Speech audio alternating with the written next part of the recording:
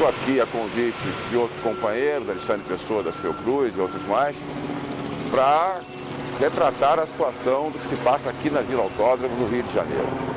Isso aqui é um dos exemplos mais trágicos da política de gentrificação da Prefeitura do Rio de Janeiro, uma política de exclusão social, uma política de extermínio de dezenas, centenas de famílias que viviam aqui, de extermínio social, porque essas pessoas foram absolutamente retiradas daqui e se desfizeram todas as relações sociais, humanas que havia aqui. Olá, queridos, tudo bom? Bem-vindo a um novo episódio de Easy Brazilian Português. Hoje eu estou aqui na Vila Autódromo, em Jacarepaguá. É um lugar aqui, um bairro do Rio. E esse episódio se difere um pouquinho do resto do que normalmente fazemos, que aqui no fundo, o que vocês podem ver são construções das Olimpíadas, né? Temos o MPC, que é aquele prédio preto, e temos também os novos hotéis do Marriott, né? Da rede Marriott. E aqui dentro, o que estamos observando? Isso que é o que sobrou da Vila Autódromo, que era uma comunidade local. E eu vou entrevistar a Dona Maria para saber um pouquinho melhor o que deu errado, como as coisas funcionavam, né? Como as coisas viraram. Tá bom, vamos lá. Vamos começar com a história. A Vila Autódromo era uma comunidade. Quantas pessoas viveram aqui? Olha, nós tínhamos até fevereiro de 2014, nós éramos uma faixa de 3 mil pessoas. Uhum. Família era na faixa de 600, 650 famílias, beirando 700. A gente não tem um cálculo totalmente assim, total, porque é difícil, né? Mas nós chegamos a ter essa faixa de famílias aqui. Uhum. Então realmente eram muitas pessoas. E a Vila Autódromo, ela foi tirada por quais motivos?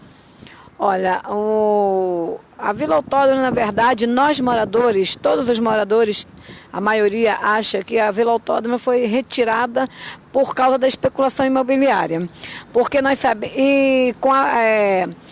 e também por causa das Olimpíadas, porque com a chegada das Olimpíadas forçou esse sair daqui, porque nós sempre fomos uma comunidade ameaçada a sair, porque nosso país, eles não dão uma boa estrutura de moradia, né? Não tem uma estrutura boa de moradia popular. E o que acontece? As pessoas vão fazendo suas casas nos ambientes onde conseguem, né? E depois que você está estabelecido, que você criou aquele território, que você já faz parte da tua vida, da tua história, aí eles querem retirar, remover, porque o progresso vai chegando, porque quando nós começamos a construção das nossas casas aqui, era uma terra que ninguém valorizava, que ninguém queria. Quando eles perceberam que essa terra tinha valor, aí o progresso foi chegando, fomos criando megas eventos ao redor, aí eles começam a expulsar o pobre. E isso não é só no meu país. Eu acredito que isso acontece no mundo inteiro, né? Isso não é novo. Aqui no meu país não é novo. A remoção aqui sempre que vem o progresso, melhora alguma coisa, tentam remover as comunidades. A comunidade do Horto agora eles estão tirando. Mas estão tirando por quê? Tem alguém muito interessado naquela área. E aí, quando tem um grande interesse, eles tiram o pobre. E isso é injusto. Eu tenho interesse em saber sua casa antiga. Em quantos anos você a construiu e você acha quanto dinheiro próprio você gastou para ter aquela casa antiga? Olha, a minha casa antiga é assim, o pobre ele começa a construir devagarinho, né? Uhum. Então, eu levei anos construindo, eu não tenho a noção de dinheiro, porque você acaba assim, você junta um pouquinho, aí faz alguma coisa, aí para, aí volta, junta mais um pouquinho e faz mais alguma coisa. Então, você, na verdade, e você acaba perdendo os papeizinhos, você acaba não anotando, né? Mas a minha casa, por exemplo, se eu fizer assim, uma base, né?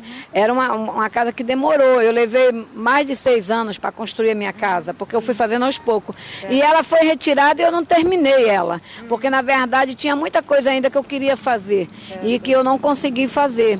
E a soma de dinheiro eu não tenho assim uma noção, porque você vai fazendo aos poucos e os anos vão passando e as coisas vão aumentando, então é meio difícil você ter essa noção, sim, de quanto você gastou. Eu gostaria de falar sobre a solução aqui. Isso é da prefeitura ou do governo federal? Não.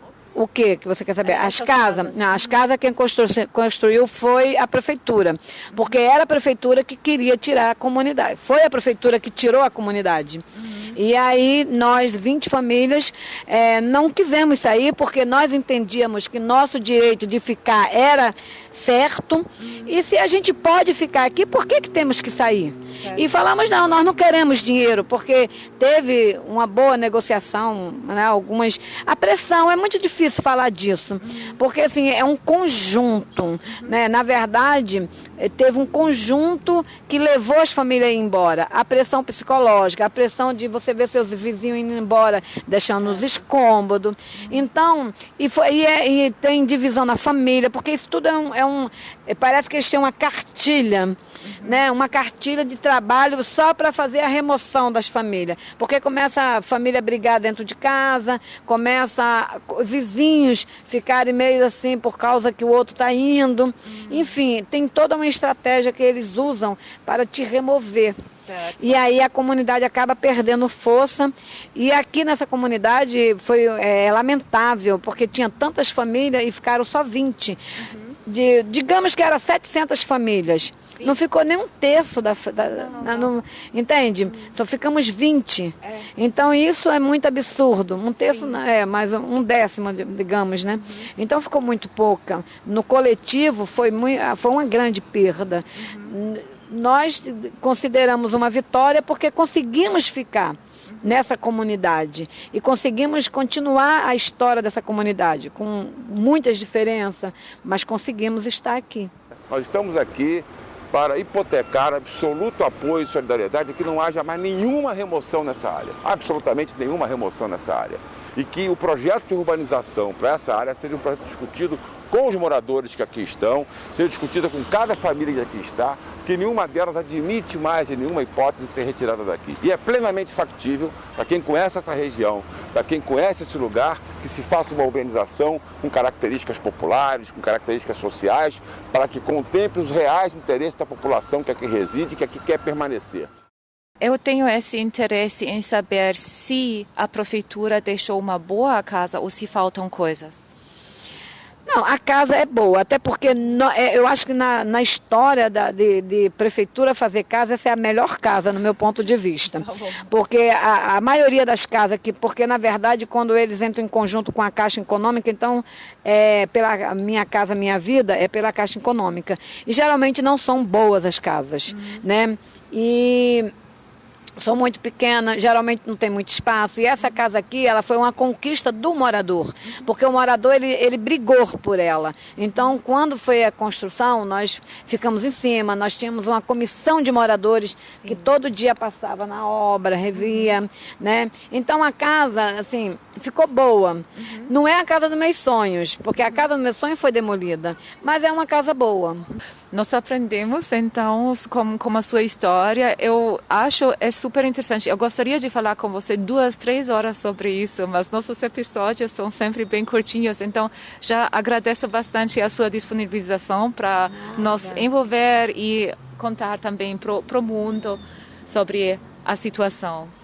Tá, eu agradeço também e gostaria também de fazer um pedido que as Olimpíadas, que o Comitê Popular, o Comitê Olímpico se comprometa mais com os países que vão receber esses jogos, que respeite o território da família, principalmente a família carente, que mora em comunidade, que mora em favela, porque isso é um desagravo. O ser humano, ele tem direito a essa terra, não é justo. Eu sei que em Tóquio, por exemplo, já estão removendo família. Isso é um absurdo, né? E o evento são 20 dias, um mês, no máximo 1 mês e 10 dias, e destrói histórias de vida, e isso dói no coração. Eu não gostaria que outras famílias passassem por o que eu passei. Então eu acho que tem que ter o comprometimento mais do comitê, dos governos, que eles têm que respeitar, porque o governo, na verdade, ele está lá para governar para o povo, certo, não é para uma minoria. É isso. Certo. Muito obrigada. Muito obrigada, Dona Maria. Tá bom, chegamos no final desse episódio. Eu acredito que todos nós aprendemos bastante com isso, não somente do português, mas simplesmente sobre a cultura local e um pouquinho sobre uma outra realidade que tem aqui. Tá bom, eu vejo vocês no próximo. Eu espero que vocês nos apoiam e assinem ali embaixo.